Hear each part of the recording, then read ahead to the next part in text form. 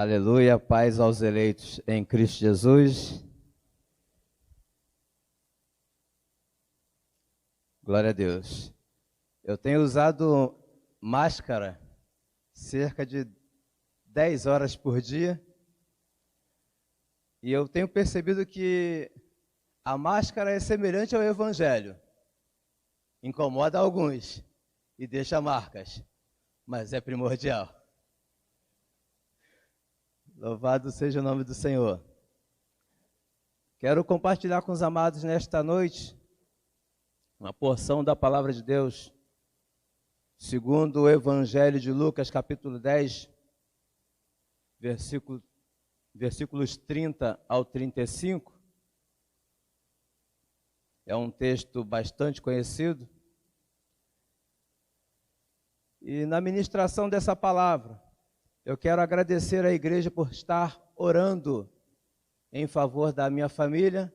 A Luciana teve suspeita de Covid nessa semana, mas o resultado do exame saiu e não é Covid. Ela tem, de fato, tratado uma laringite. O Ezequiel também teve suspeita de Covid, mas também deu negativo. O caso do Ezequiel é sereno. E o Emanuel pediu para agradecer muitíssimo as orações da igreja, porque ele esteve em tratamento de tuberculose e o tratamento foi concluído nessa semana.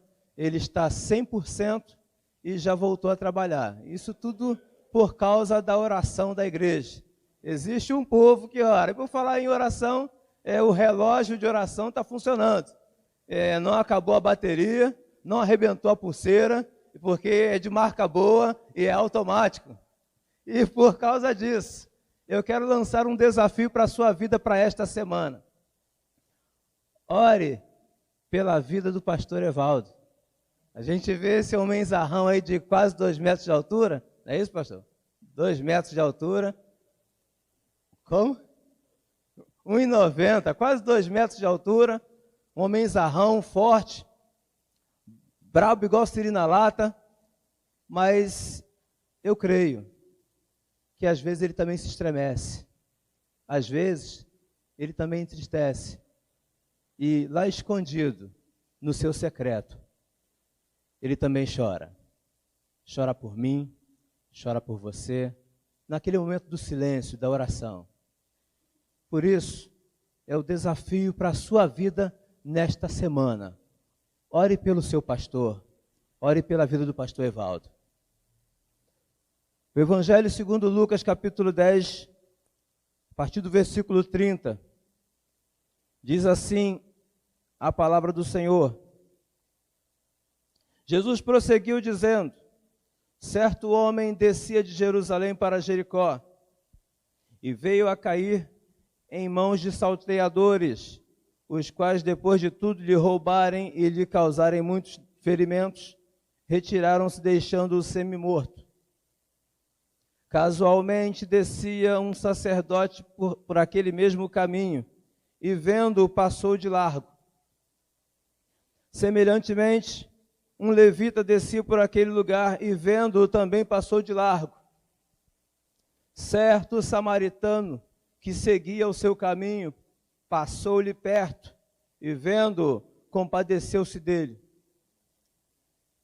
E, chegando-lhe, prensou-lhe os ferimentos, aplicando-lhes óleo e vinho, e colocando-o sobre o seu próprio animal, levou-o para uma hospedaria e tratou dele. No dia seguinte, tirou 2 denários e os entregou ao hospedeiro, dizendo: cuida deste homem, e se alguma coisa gastares a mais, eu te indenizarei quando voltar. Esta é a conhecida parábola do samaritano, ou no texto de alguns aí, do bom samaritano. Esta é apenas uma das 40 parábolas descritas no Novo Testamento. Parábola é um gênero narrativo breve e alegórico, utilizado normalmente para fazer comparações, transmitindo um ensinamento mais profundo. Por que Jesus falava por parábolas? Cumprindo-se o que disse o profeta Isaías no capítulo 6, versículos 9 e 10. Jesus falava por parábolas para que somente os verdadeiramente interessados e não os curiosos pudessem entender o que ele ensinava. Trazendo para os nossos dias, só não entendia quem não queria. Tem coisas que só não entende quem não quer. Uma pergunta mal intencionada, que é descrita aí no versículo 25, feita por um intérprete da lei: que farei para herdar a vida eterna? A gente entende aí por herdar, receber pela graça. O que eu posso fazer para receber a vida eterna? O que eu posso fazer para herdar a vida eterna? Era uma pergunta mal intencionada e Jesus sabia disso. E aí ela também é respondida com uma outra pergunta. Às vezes alguém fica aborrecido quando alguém responde uma pergunta com outra pergunta. Jesus fazia isso constantemente, justamente para trazer um ensinamento. E aí ele respondeu com esta pergunta: que está escrito na lei? Como a interpretas? E aí aquele doutor da lei, aquele intérprete da lei, ele cita: amarás o Senhor teu Deus de todo o teu coração, de toda a tua alma, de todas as suas forças e de todo o teu entendimento, e amarás o teu próximo como a ti mesmo. Ele cita de cor, porque ele conhece, porque ele é intérprete da lei, Deuteronômio capítulo 6, versículo 5, e Levítico capítulo 19, versículo 18. E aí Jesus diz para ele: faze isto e viverá. Se a conversa tivesse terminado aí, ia cada um para o seu canto, cada um para a sua casa e fim de papo. A vida que segue, como a gente diz nos nossos dias. Mas aquele intérprete da lei, ele queria mais. Ele sabe que a lei de Deus é inflexível. E a finalidade da lei é que todo homem obedeça a Deus. E por causa deste objetivo, por causa desta finalidade, ela não oferece alternativas. Então ele percebe a dificuldade em que ele mesmo se meteu e tenta se justificar com uma outra pergunta: quem é o meu próximo? Porque segundo o conceito judaico, a sua religiosidade, apontavam para aquele intérprete da lei que o seu próximo, ou seja, quem estava na sua área de atuação, eram os seus conhecidos, os verdadeiramente próximos, os que faziam parte dos seus círculos de relacionamentos, os religiosos como ele, os seus familiares, seus amigos, seus vizinhos, talvez, os seus empregados, os seus servos. Esse era o conceito judaico impregnado no seu DNA. E se Jesus apontasse para ele quem era o seu próximo, facilitaria a vida dele, de maneira que aquela tranquilidade da ação, já limitada pelo seu estilo de vida, seria levada a bom termo, estava tudo certo para ele. Mas Jesus não dá a ele o que ele queria, e sim o que ele precisava. Essa parábola que Jesus conta, ela entra no âmago da pergunta.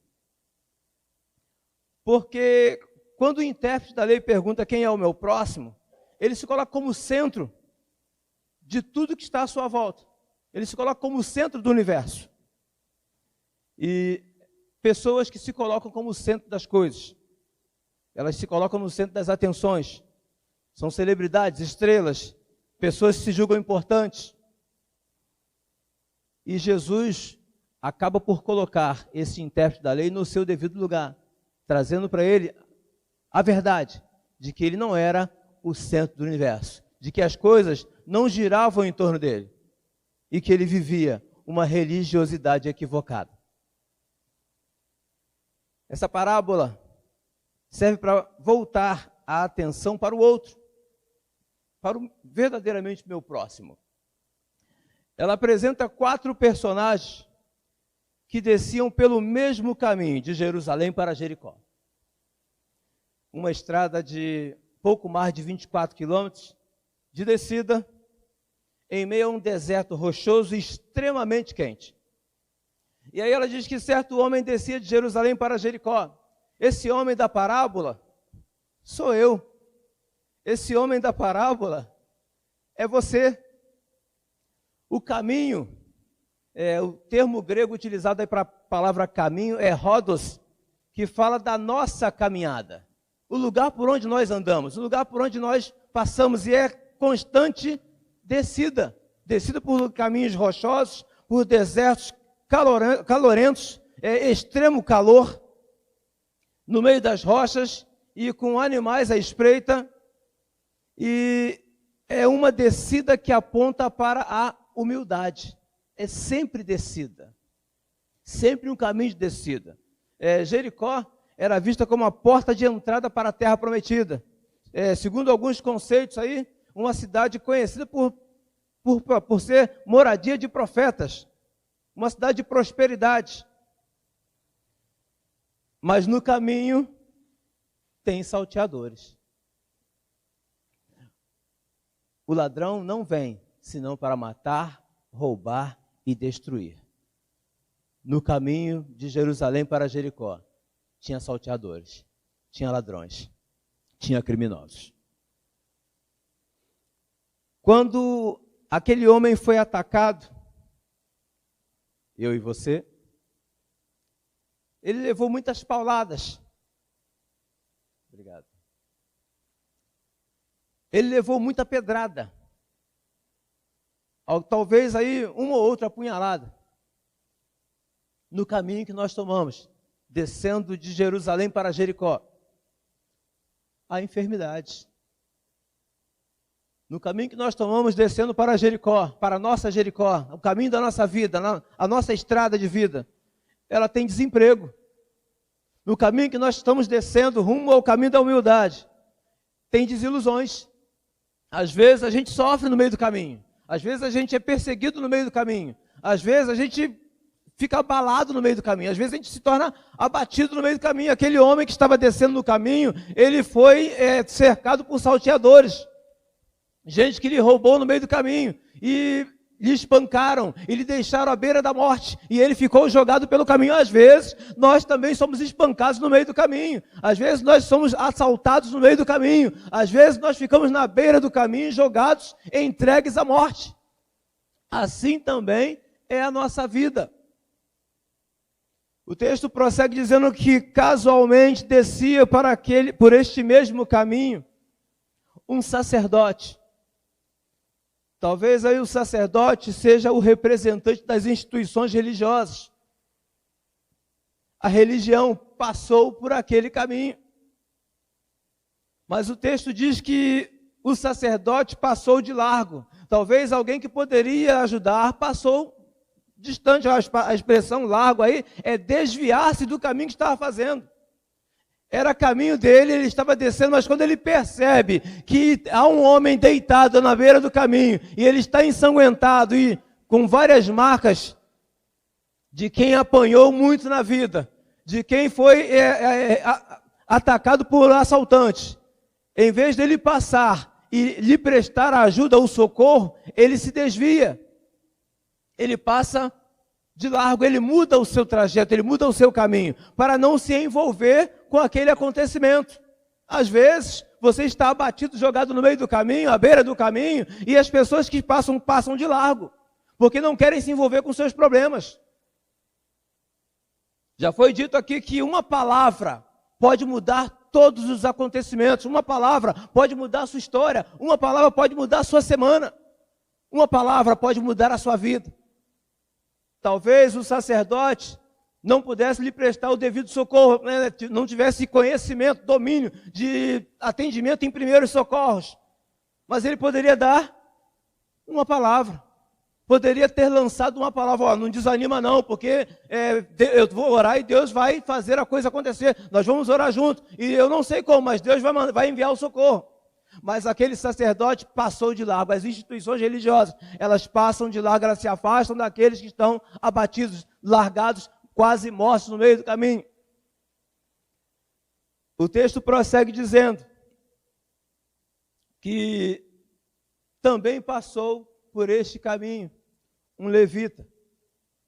Talvez aí o levita retrate bem os religiosos, aqueles que estão na religião, aqueles que estão envolvidos na religião, aqueles que frequentam os cultos religiosos, aqueles que têm carisma, aqueles que têm chamado, aqueles que trabalham na obra, aqueles que trabalham no serviço religioso,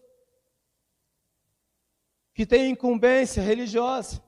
Mas o texto diz que o levita também passou de largo, ou seja, também desviou-se do caminho. Viu, mas não socorreu. Viu, mas não ajudou. Viu, mas não prestou socorro. Viu, mas não quis se envolver. Então ele passa de largo, ele muda a sua rota, muda o seu caminho, porque ele não quer se envolver. Às vezes a gente passa na rua e cumprimenta alguém, e agora nesse período de pandemia nós cumprimentamos com uma certa distância de segurança. A gente cumprimenta alguém e pergunta: e aí, tudo bem? Como você está? Talvez esta seja, e a gente às vezes não percebe, talvez esta seja a pergunta mais perigosa do nosso dia. Porque quando você passa por uma pessoa e cumprimenta e pergunta como ela está, na verdade você está pedindo pelo amor de Deus para ela não dizer como está. Porque se ela disser como está, você vai ter que parar para ajudar. E na maioria das vezes, nós que somos religiosos, nós passamos de largo, porque não queremos nos envolver com o problema daquela pessoa. E tem aqueles que a gente já reconhece como problemáticos, e aí já fica pensando: lá vem aquele problemático, já muda o caminho automaticamente, se possível for, muda para o outro lado da rua, porque não quer se envolver. Você está falando de nós aqui, os religiosos, aqueles que seguem o caminho da religião.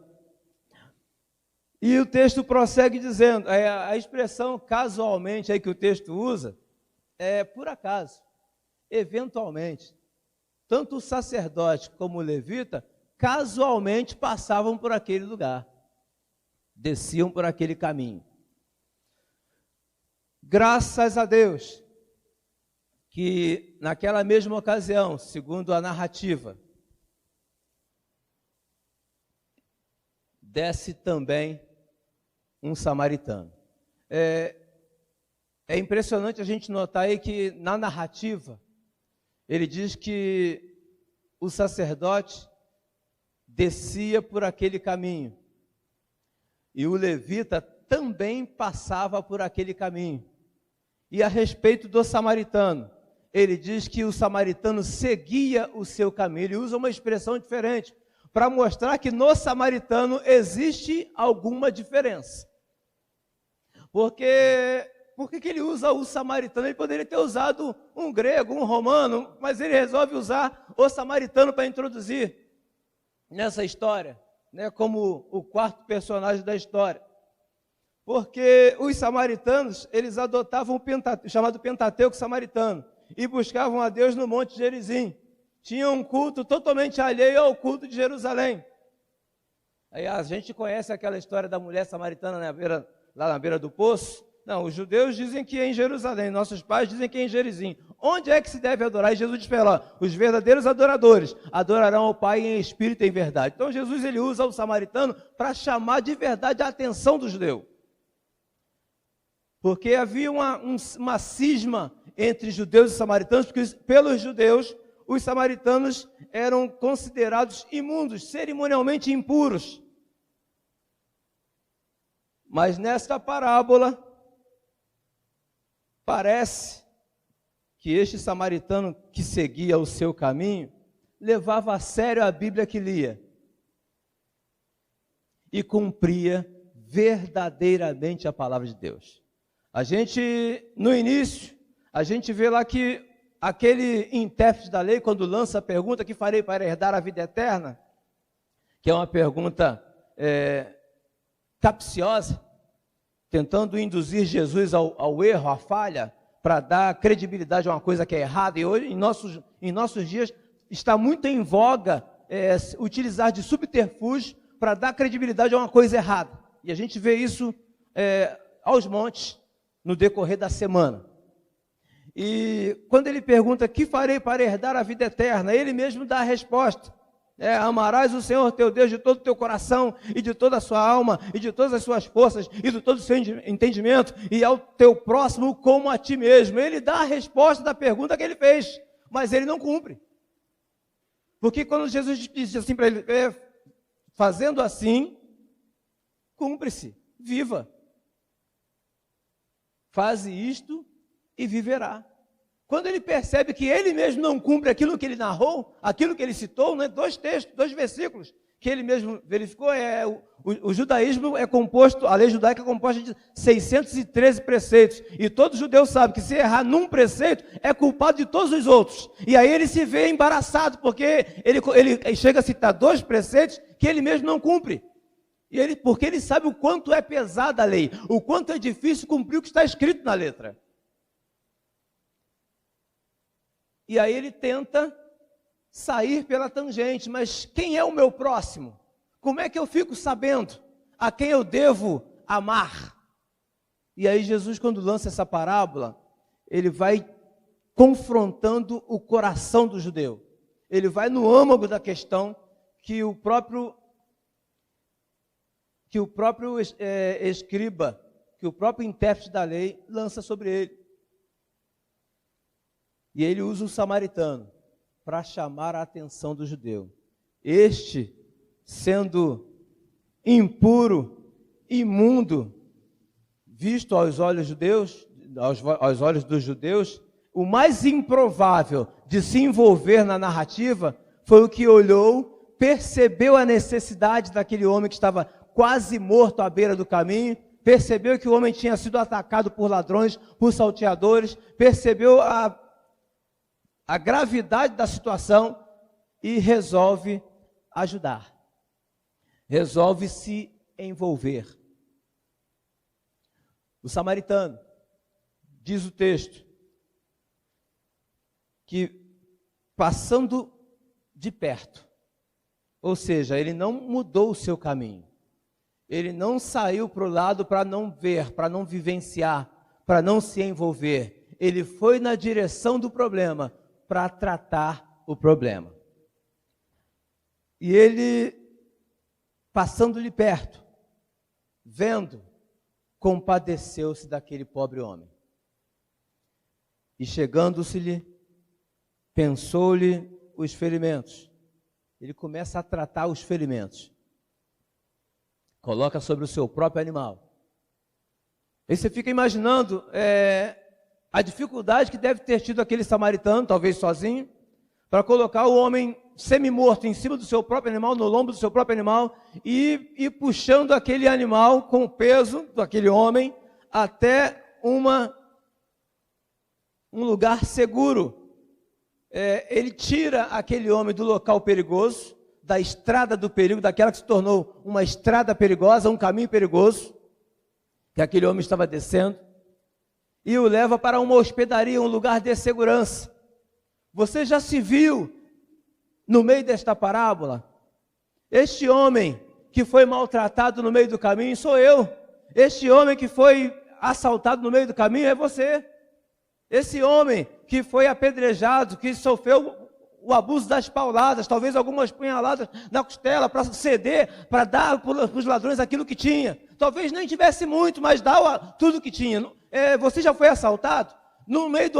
Quando o assalto acontece, aí as maiores autoridades em segurança pública e privada são unânimes em dizer: assalto não se reage. Chegou o assaltante e entrega, porque a sua vida vale muito mais do que todos os bens que você possa possuir. E para nós aqui, se o assaltante chegar, o máximo que ele pode levar é um celular, 20 prata e talvez a aliança de casamento. É o máximo. E a Bíblia diz que uma alma vale mais do que o mundo inteiro. Na empresa que eu trabalhava, o lema é: vão-se os anéis, ficam os dedos. O patrão instruía a ninguém reagir a assalto. E a gente, às vezes, andava com um malote com 20, 30 mil. E a instrução era essa: se vier o assaltante, deixa levar, porque assalto não se reage. Talvez aquele homem à beira do caminho, né, descendo para Jericó, talvez ele nem tivesse reagido ao assalto, talvez não tivesse esboçado reação, talvez não tivesse feito força contra aqueles assaltantes, mas ainda assim ele apanhou e apanhou muito, ele tomou paulada, ele tomou pedrada, talvez punhaladas nas costelas. Assim também é a nossa vida, no meio da caminhada, enquanto a gente vai de Jerusalém, que é o lugar do templo, o lugar da adoração, o lugar de santificação, o lugar de se buscar a Deus, no meio do caminho a gente toma paulada, no meio do caminho a gente é assaltado, no meio do caminho a gente toma algumas pedradas, mas ainda que estejamos caídos à beira do caminho, quase mortos, vai passar o samaritano. E aí você chega a compreender que quando Jesus trabalha essa parábola do samaritano, ele está falando de si mesmo, porque ele é o mais improvável. Quando que alguém acreditaria que uma jovem de mais ou menos 17 anos aparecesse grávida sem ter marido? Desposada, é certo, noiva, tudo bem, mas ainda não haviam se casado, e ela apareceu grávida. Quem acreditaria que o filho dessa menina, de mais ou menos 17, 18 anos, fosse o Filho de Deus, fosse de fato concebido pelo poder do Espírito Santo?